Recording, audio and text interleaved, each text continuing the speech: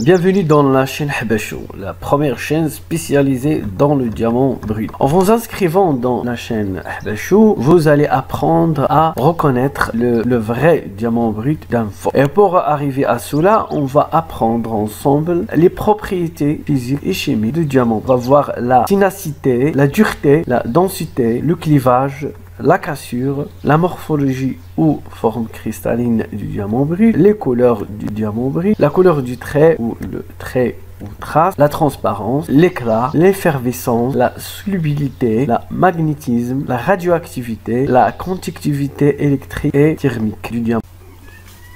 Les différentes formes cristallines du diamant.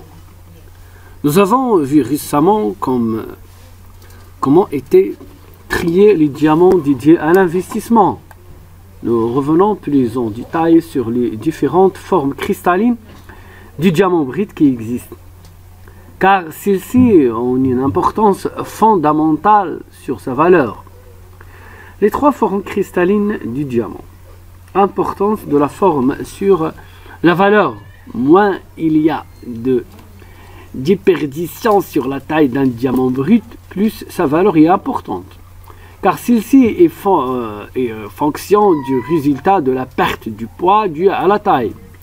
Une fois taillé et poli, le diamant brut peut prendre jusqu'à 80% de son volume initial et donc de sa valeur. La forme originale d'un diamant brut est donc fondamentale.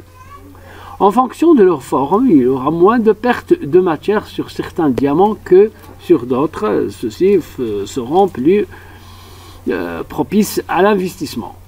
Les trois formes principales du diamant brut.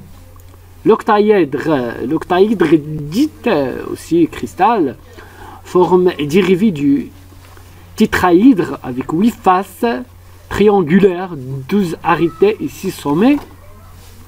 C'est la plus fréquente.